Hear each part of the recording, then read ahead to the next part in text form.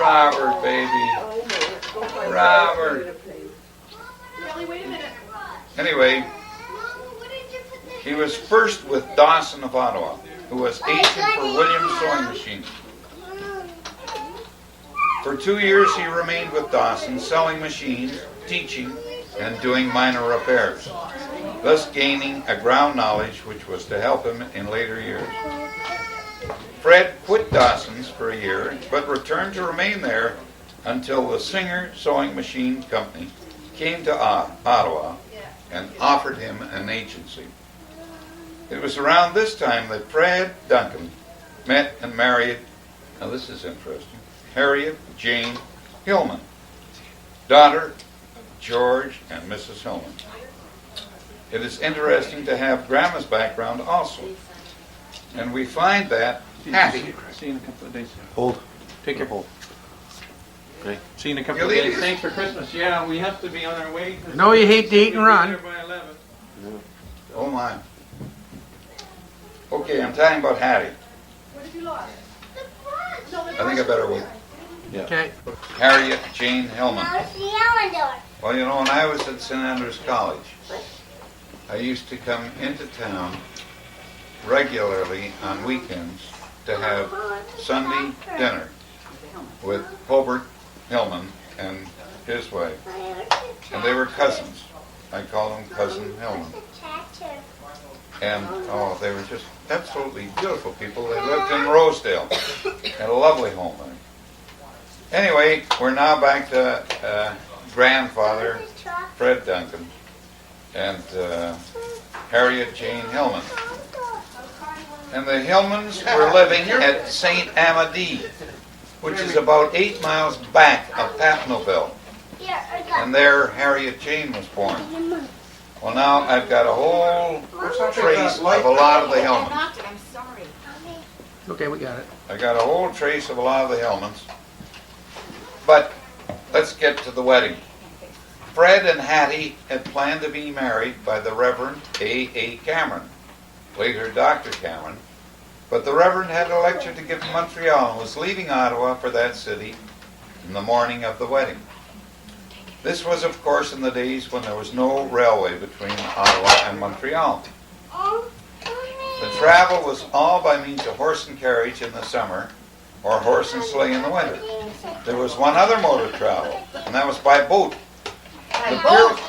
The Peerless had been built in Glasgow and was brought over in pieces and then assembled in Ottawa. The Reverend Cameron suggested that Fred and Hattie be married on the Peerless. The vessel sailed at 7 a.m. As the center line of the river was the boundary between Quebec and Ontario, it was important that the wedding take place before the departure to ensure that the knot be tied in Ontario. A number of passengers were disappointed by this early arrangement, for as soon as the steamer had left the wharf, they hurried to the cabin, eager to witness the ceremony, only to find that it was all over. Emma Hillman, sister of the bride, acted as bridesmaid, and George H. Fox as the groomsman. Fred and his bride and the party went as far as Montebello. So that was their honeymoon,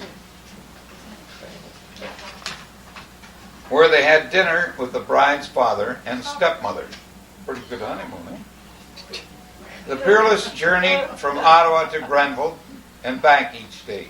So in the afternoon, the party boarded the same boat and returned to Ottawa, where the bride and groom resided at the family home, 171 Slater Street, until about 1878.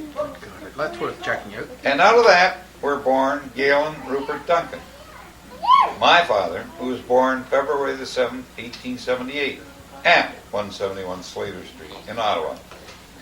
Then came Frederick Corbin, born January 12, 1880, at 193 Bank Street, but died when 8 months old on Sunday, September the 12th, 1880.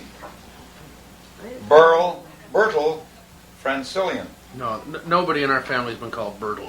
Yes, that was God. my father's very dear brother. Was born January 27th, 1882, at 36 Rideau Street, Ottawa.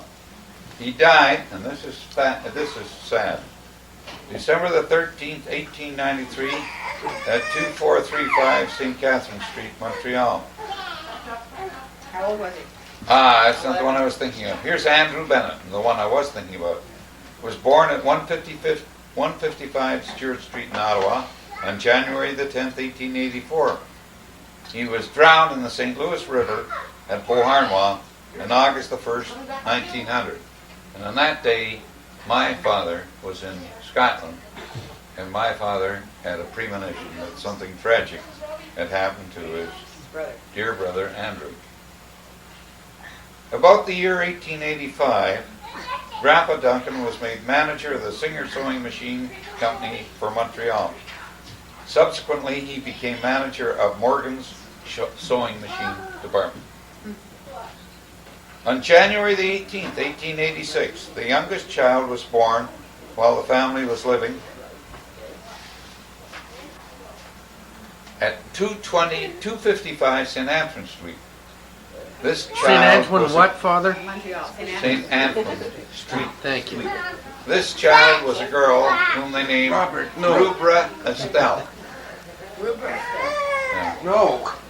About the year 1887, when Rupert was 5 years of age, and the year that electric cars were introduced into Montreal, Grandpa opened a store for the Singer Sewing Machine Company on the south side of St. Catherine Street, just west of Peel Street, which at that particular time in history was the busiest corner in Canada. It still is. No. Well, it's Oh, one I of bet the, you Toronto. it's one of the big ones. We have an old picture of this store with an employee and Rupert wearing slippers on his feet. In the window is reflected the McVeigh shoe store across the street, where Rupert once worked as a messenger. About a year later, Fred leased for his own account the store on the west side of St. Catherine Street between Stanley and Drummond, and then numbered 2435. The family moved into the residence upstairs over the store.